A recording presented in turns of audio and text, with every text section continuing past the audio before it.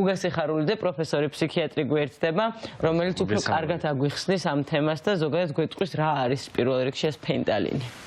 ხო, პირველ რიგში ენიშნება თუ არა, ანუ ფენტანილი არასდროს არც ერთი პროფილის ექიმის მიერ ამბულატორულად, ანუ სახლში დანიშნულებით ამ მედიკამენტის დანიშვნა არ ხდება და ის ხოლმე გამოიყენება ნარკოზის დროს და რეანიმაციულ განყოფილებაში ძალიან მკაცრი კონტროლით, მკაცრი დოზირების კონტროლით, იმიტომ რომ წარმოადგენს ძალიან საშიშ ნივთიერებას. რაც შეეხება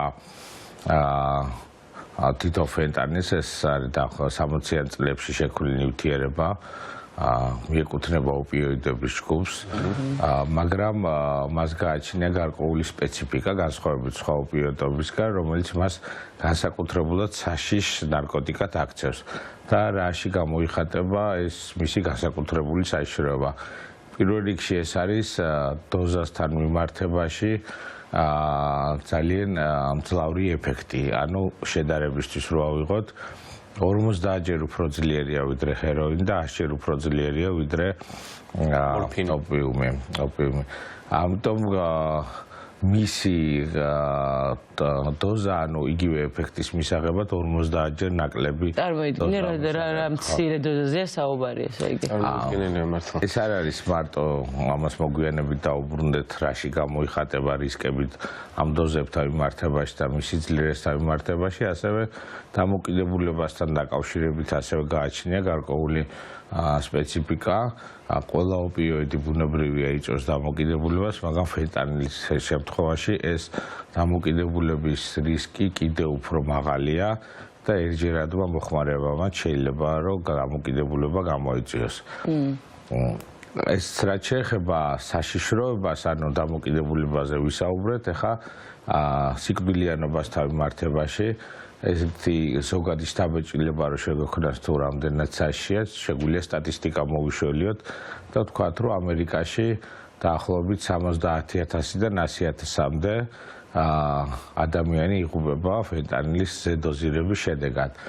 და როგორ მოხდა ამის შესწავლა, ანუ ვთქვათ, რომელ ქალაქებში სად იყო ფენტანილის და იყო თუ არა გარდაცვალების შემთხვევები ფენტანილი, ეს მოხდა ძირითადად ლაბორატორიული ანალიზებით, რომელიც მოხდა, ანუ საკანალიზაციო ქსელიდან აიღეს და იქ სადაც კონცენტრაცია იყო ფენტანილის მაღალი, ანუ ივარაუდეს, რომ აქ ზედოზირების სიკვდილიანობა ზუსტად ფენტანილით იყო გამოწვეული, ამიტომ ეს მონაცემები არის ძალიან სარწმუნო და მყარი და ჩვენ აუცილებლად ამას უნდა დავახდნოთ და გავიზიაროთ. ანუ რა ფაქტორები განაპირობებს კიდე რატო გახდა აქტუალური ფენტანილი? გავიგეთ, რომ ცუდია ეს, მაგრამ რატო გახდა აქტუალური? ანუ ის არის ერთ-ერთი ყველაზე იაფი ნარკოტიკი.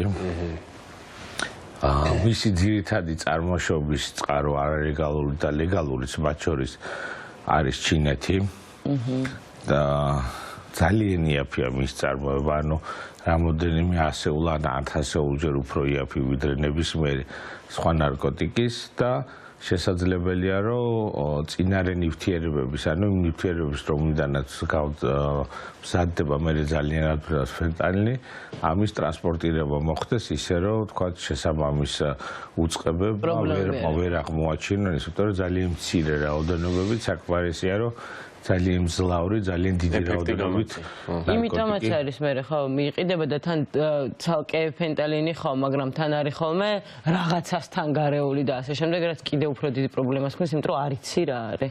მაგალითად არის ესეთი მონაცემი, რომ 2002 წელს, ანუ ამერიკის შესაბამისმა სამსახურებმა აღმოაჩინეს ესეთი პარტია ფენტანილის, რომელიც დოზა რო გადაიანგარიშეს 100,000 ადამიანის სიკვდილისთვის იყო საკმარისი. მასობრივი განადგურების იარაღია. მასობრივი განადგურების იარაღია, კი. და იმის გამო რომ ძალიან იაფია, იმის გამო რომ ძალიან ცოტა რაოდენობაა საკმარისი და მისი ტრანსპორტირებაც ყველაფერი გაცილებით უფრო გაადვილებულია, ამიტომ გახდა აქტუალური. იმიტომ რომ სულ უფრო და უფრო იზრდება მისი ხვედრითი წილი სხვა ნარკოტიკებთან მიმართებაში. ეს ჯერჯერობით ყველაზე მეტად შეეხება შეერთებულ შტატებს, თუმცა არის მონაცემები, რომ ვრცელდება ასევე აქტიურად, ანუ და ფენტანის გამოყენების ხვედრი წილი იზრდება ევროპაში და ბუნებრივია ჩვენს ანუ დაზღვეულები არ ვართ. ძირითადად ხვხნილის სახით ხვდებით თუ არის თქვათ ინექციის საშუალებით იმაშვებიან თუ რა სახით ხვდებით საერთოდ ამ ფენტანის ეკის? აი აქ არის ანუ თვითონ ნივთიერება ხვხნილია, ანუ მყარი ნივთიერება ხვხნილის სახით, მაგრამ აქ არის საუბარი იმაზე, რომ ძალიან ხშირად სუფთა სახით არ იყიდება ფენტანილი. და ასე ვთქვათ, ყიდვას ადამიანს, რომელიცაც უნდა რომ რაღაც სხვადასხვა ნარკოტიკი ან სტიმულატორი მოიხმაროს, მას შეპარულად, ფარულად ის ანუ არ აქვს ინფორმაცია. არ აქვს ინფორმაცია. რომ ეს არის ფენტანილი. მისი სიაფის გამო, ანუ დღეს ფაქტიურად როდესაც ადამიანი მოიხმარს სხვადასხვა ფსიქოაქტიურ ნივთიერებას თუ ნარკოტიკულ საშუალებას, რისკი იმის, რომ ეს არ იყოს ერთი კონკრეტული ნივთიერება, არამედ სხვადასხვა ნივთიერებები არის ძალიან დიდი. არის ძალიან მაღალი. ეფექტი რა არის, თქვათ, აი მიღების შემდეგ რა ეფექტებს იწვევს, თქვათ? ანუ როგორც ოპიატები იწვევს, თქვათ, სედაციის, ეიფორიის ეფექტს და ასე შემდეგ, მაგრამ აი ზუსტად რისკები ვლინდება რაში, რომ ადამიანს შეიძლება ეგონოს რომ მიიღო პირობითად სტიმულატორი, თქვა თუნდაც შეიძლება კლუბურ მასზე ჩვენ გქონდა წინა გადაცემაში ამას საუბარი, ის შეიცავდეს ძალიან მიკროდოზით ფენტანილს, მაგრამ რადგანაც ეს კუსტარულად არის მაინც დამზადებული, ხო, ვიცით რომ ფენტანილი მოსახლეობაში ისე ვერ მოხდება, ხო, ჩვეულებრივ მოხმარებელთან შესაძლებელია რომ ის შეიცავდეს ერთი დოზა პირობითად ისეთ რაოდენობას, რომელმაც ადამიანის სიკვდილი გამოიწვიოს. ანუ აქ არ არის ჩვენ როდესაც მედიკამენტებს ვყიდულობთ, ძირითადად მათი დოზირება განისაზღვრება მილიგრამებით, ხო? ამ შემთხვევაში ვერ მილიგრამი არის 1000-ი გრამის. ამ შემთხვევაში საუბარია მიკროგრამებზე. ანუ კიდე 1000-ჯერ უნდა შევუძლოთ. რომლის თვალით განსაზღვრած შეუიარაღებელი თვალით შეუძლებელი. რაღაცასთან ერთად არის ეს ხო დამოუკიდებლად არ არის ცალკე და თან მიკროგრამებზე როა საუბარი ადამიანის აღნაგობაზეც და ასე შემდეგაც აქვს განსაზღვრელი მნიშვნელობა. ანუ გრამი, მილიგრამი და მიკროგრამი. ანუ ეს არის უმცირესი რაოდენობა, რომელიც არათუ თვალით ვერ განსაზღვრავთ, არამედ ძალიან დახვეწილი ანუ აპარატურის გარეშე ამის დოზირების განსაზღვრა თეორიულადაც კი შეუძლებელია. ამიტომ ასევე დიაპაზონი აქვს საკმაოდ პატარა, ანუ არის რაღაცა თერაპიული დიაპაზონი და რაღაცა დოზის მერე ის ხდება უკვე სასიკვდილო. და რაც თავარია, ესეც უნდა ვთქვათ, რატო ხდება სასიკვდილო, ანუ რა მექანიზმით კლავს ფენტანილი. ანუ ფენტანილს ისევე როგორც ყველა ოპიატს, მაგრამ ფენტანილის განსაკუთრებით ადვილად შეუძლია გააჩეროს სუნთქვა. ანუ ზედოზირების დროს ადამიანი კვდება სუნთქვის გაჩერებით. პულსაც ანელებს და წუთში 10 ჯერ. დიახ, მაგრამ სასიკვდილო არის სუნთქვის გაჩერება, იმიტომ რომ ადამიანი ვეღარ სუნთქავს, ანუ თავის ტვიში ხდება სუნთქვის ცენტრის დათრგუნვა, რომლის შექცევადება, ანუ აღდგენა თუ არ მოხდა ძალიან დროული, ძალიან მყისიერი დახმარება არის შეუძლებელი. აი დახმარებაზე მინდოდა მე. საჭირო იმისათვის, რომ ადამიანი თუ ვერ სუნთქავს, 2-3 წუთი არის მაქსიმალური დრო. ანუ სასტრაფომაც შეიძლება ვერ მოასწროს ესეც. სასტრაფო ვერ მოასწრებს. ამისთვის აი თავიდან თქვით რომ ნიშნები არის ეიფორია, რაც თქვა სხვა სტიმულატორებს ახასიათებს, მაგრამ არის თუ არა რამე ნიშნები, მაგალითად თუ ადამიანმა იცის რომ იღებს ახლა სტიმულატორს, თქვა იცის იმის ნიშნები როგორია, მაგრამ რითი შეიძლება მიხვდეს რომ ის არ არის და რაღაც სხვა აქვს კიდე გარეული მაგალითად. იცით რა ძალიან ძნელია, იმიტომ რომ კიდევ ერთხელ ამბობ, ანუ როგორც წესი, როდესაც ადამიანები არალეგალურად, ბუნებრივად არალეგალურად მოიხმარენ ნარკოტიკებს, როგორც წესი, ერთ ნივთიერებაზე არ არის ხოლმე საუბარი და როგორც წესი, ეს არის რაღაცა ხშირ შემთხვევაში ნარევი. და როდესაც ფენტანილის მოქმედება ნეგატიური იწყება და ის სუნთქვის ცენტრს აჩერებს, ფაქტიურად ჩვენ ვერაფერს ვერ ვაკეთებთ, იმიტომ რომ ყისიერად იწევს ის სუნთქვის ცენტრის გაჩერებას და 3 წუთი თუ ადამიანი არ სუნთქავს, ანუ უჟანგბადობით 3 წუთის მერე ტვინის კვდება, რომელიც აღდგენაც არის შეუძლებელი. ბატონ გოგო, აი ჩვენ ამ ფენტალინის შესახებ მე პირადად და ესე ზოგადად საზოგადოებამაც გაიგო რამდენიმე წლის წინ, როდესაც აი ესეთი ეგრეთ წოდებული კლუბური ნარკოტიკების მიღების შემდეგ ბევრი შემთხვევა გამოვლინდა სიკვდილიანობის და მაშინ იყო ამაზე საუბარი, რომ საქართველოს ამ შავ ბაზარზე არის ფენტალინი და გადარეულია სხვადასხვა ნარკოტიკში და შესაბამისად ადამიანებმა არიციან და ამით მოსდით ეს რაც მოსდით. მაგრამ მაშინ იყო საუბარი და ეს მინდა ზუსტად გითხოთ, რომ იწვევდა რაღაცა ძილიანობას და აი ეს იყო ყველა სიმპტომი. მაშინ ვერ დადასტურდა ესე არ ვიცით ჩვენ ფენტალინი იყო თუ არა, იმიტომ რომ არც გამოძიების შედეგები ვიცით და ასე შემდეგ, მაგრამ აი ამას თუ იწვევს ეს კონკრეტული ნივთიერება. აი ძილიანობა მე ეძინებათ და ნუ აი ამაზეა ზუსტად საუბარი, ანუ ჩვენ მტკიცებით ფორმაში თუ ეს რაღაცა კვლევით ლაბორატორულად ექსპერტიზით დადასტურდა, შეუძლებელია ამის მტკიცებით ფორმაში საუბარი, რომ კონკრეტული შემთხვევებში, რომლებიც ტრაგედიით დასრულდა, ან მძიმე სხვა შედეგებით დასრულდა, ფენტანილი იყო თუ არა, იმიტომ რომ რადგანაც ფენტანილიც არის ოპიატი, შესაძლებელია სხვა ოპიატის მინარევი ყოფილიყო. მაგრამ კონკრეტულად ფენტანილი განსხვავება რაც არის, ეს არის მისი სიძლიერე და მისი დოზასთან მიმართებაში უკიდურესად ტოქსიურობა ოდნავ მაღალი დოზის შემთხვევაში, რაც იწვევს სიკვდილს. თორე მისი ეფექტი, ვთქვათ, მსგავსია, იმიტომ რომ ოპიატია, ისიც როგორც სხვა ოპიატები. როგორც მაგალითად ჰეროინი, ხო? დიახ, ანუ იგივე ჯგუფია. მაგრამ ეს არის 50 თქვენ როგორც ახსენეთ, 50-ჯერ უფრო ძლიერია ვიდრე ჰეროინი. აი ამ შემთხვევაში, ნუ როცა ეს პირველი სიმპტომებია, სასწრაფო ვერასწრაფს მოსვლას, იმიტომ რომ სწრაფად ხდება ეს ყველაფერი, აი რა უნდა იცოდნენ ადამიანებმა, რა არის დამხმარე ის საშუალება, რითიც შეიძლება რომ ვუშველოთ ადამიანს. ხო, ანუ შესაძლებელია რომ ანუ ოპიატი სანტაგდიახ გამოყენებული იყოს, მაგრამ კიდევ ერთხელ ვამბობ, ანუ როდესაც სუნთქვის ცენტრი იდგუნება, არის 3 წუთით რო ამ დროს. იმიტომ რომ 3 წუთში თუ არ აღდგა სუნთქვა, ტვინი კვდება და მე უკვე ერთადერთი შანსი არის, ანუ მუშაობდეს, სხვა ორგანოები მუშაობდეს, მაგრამ როდესაც რა შეიძლება ერთადერთი შანსი არის ეს ინექცია. ნარკანით იმ 3 წუთში თუ მოვასწარეთ. ანუ თან დაქონდეს ფაქტურად ჩათვალე. ჯიბეში უნდა გედოს. დიახ. იმიტომ არის ეს გაფრთხილება ბოლო პერიოდში, რომ ვინც მოიხმარს გენას კლუბში ან ამ შემდეგ ეს მუდმივად იყოს ახლოს კონდეთ.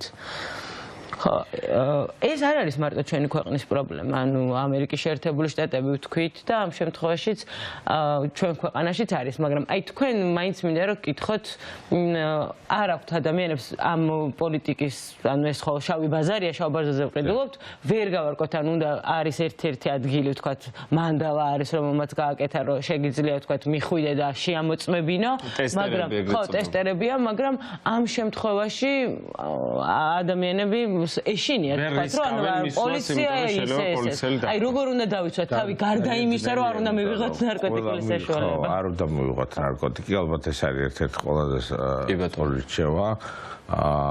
თუ იღებს ადამიანი, თუ არის მოხმარებელი ნარკოტიკის ან დამოკიდებული, იმიტომ რომ აქაც ხო ნაწილად იყოფა ეს ყველაფერი, მაშინ ალბათ უნდა მიიღოს გადაწყვეტილება და ებრძოლოს ამ მავნეჩვევას და სენს, ასე ვთქვათ, და იმკურნალოს და ყოველთვის არის შანსი, რომ ადამიანმა დაძლიოს ეს ყველაფერი. და თუ ადამიანს არ მოუხმარია, ალბათ უნდა აი ეს ინფორმირება სწორი არის ერთადერთი სწორი გზა იმისათვის, რომ შემცირდეს მოხმარება და ადამიანებმა თუნდაც პირველად ერთხელ არ გასინჯონ. აი ფენტანილზე როცა საუბრობდით, მისი ერთ-ერთი სივერაგე ზუსტად ამაში გამოიხატება, რომ ერთჯერადი მიღების შემთხვევაშიც კი არის ძალიან მაღალი რისკი, რომ უკვე დამოკიდებული. აი ეს უნდა მეკითხა ზუსტად, როდესაც გარეულია რამეში მაგალითად და ანუ არ ვიცი რომ ფენტანილს ვიღებ, მაგრამ ხვდება ჩემს ორგანიზმში უფრო დიდი შანსი არის, რომ დამოკიდებული ვიყო რაღაცა მოთხოვნა, ანუ ნივთიერება არა მარტო ფსიქოლოგიურად, არამედ ქიმიურ დონეზე, რეცეპტორების დონეზე იწვევს დამოკიდებულებას, ძალიან მაღალ დამოკიდებულებას. ხო, ანუ აი ეს სხვათა შორის არ ვიცოდი და ძალიან მნიშვნელოვანი დეტალია, იმიტომ რომ როცა ვსაუბრობთ იმაზე, რომ დაიყო ეს თქვა გავრცელებულიც რომ მაგალითად კლუბური ნარკოტიკის რაღაცა კლუბური ნარკოტიკები არ იწვევს დამოკიდებულებას. ანუ ხო არის ხომ ეს აზრის, მაგრამ აი გასაგებია რომ შეიძლება რაღაც ნივთიერება, მაგრამ იმაში თუ ფენტალინია გარეული და ჩვენ ამის შესახებ ინფორმაცია არ გვაქვს, შესაბამისად ხდები რაღაცაზე დამოკიდებული, რაც არ იცი შენ რაღაც მოთხოვნება გაქვს, მაგრამ ხარ დამოკიდებული. მე მგონია რომ ნებისმიერ ნარკოტიკის შემთხვევაში დამოკიდება ადიქცია ძალიან მარტივია, იმიტომ რომ ყავაზე ვარ დამოკიდებული და არა ეს გასაგებია, მაგრამ ხო და შესაბამისად ძალიან მარტივი ამბავია. თან ხშირად იწყება ხოლმე აი ფენტალინამდე როგორ მიდის ხო ადამიანი ჩემი დაკვირვებით რომ რაღაც იწყება მსუბუქიდან და მიდის საბოლოო ჯამში აქამდე ხო მსუბუქი კიდე ძალიან პირობით იცნება არ არსებობს მსუბუქი ნარკოტიკი ხო ნებისმიერ ახლა ჩვენ რასაც მსუბუქს ვეძახით ყველა ვარიანტში მეგობრებო დაიმახსოვრეთ რომ ნებისმიერი ეგრეთ წოდებული მსუბუქი ნარკოტიკს მოაქვს მძიმე შედეგი ეს არის ძალიან მნიშვნელოვანი და აქვე უნდა აღინიშნოს კარა და მე რა მაინტერესებს აი დამოკიდებულების ამბავი შემოვიდა ჩვენ საუბარში ხო თქვათ ეს იმდენად მძიმე ნარკოტიკია რომ ლეტალობის შედეგი და მიკროდოზინგი ნუ ფაქტობრივად შეუძლებელია ანუ რისკი არის ძალიან მაღალი ანუ წარმოუდგენლად მაღალია რა ფაქტობრივად სიცოცხლეს დებს სასწორზეც აღარ არის უკვე თავს იკლავ ფაქტობრივად ეგ არის და აი ადამიანი ხო იქნება დარწმუნებული ვარ შემთხვევები რომ ერთხელ გადარჩა მეორედ გადარჩა ეფექტი როგორია შემდგომ ფსიქოლოგიური აი მიღების შემდეგ ეგრეთ წოდებული ათხადნიაკი თუ არ ხო რასაც ეძახიან აი ეს რა ფსიქოლოგიურ ეფექტს იწვევს შემდგომ მიღების შემდგომ ფენტანილი გადარჩა და გამოხატა ანუ როგორც ყველა ოპიატი ანუ გამოზარხოშების სინდრომი ერთნაირია, როდესაც უკვე დამოკიდებულება ყალიბდება, ეს სინდრომი არ უკვე მკვეთრად გამოხატული და როგორც ოპიატების შემთხვევაში არის როგორც ძლიერი ფსიქოლოგიური ტოლვა, ასევე ფიზიკური ნიშნები, თქვათ, ტკივილების აღსრები, სხვადასხვა ორგანოების. ხო, ანუ თუ არ მიიღე ამ შემთხვევაში ეს ნიშნები არის.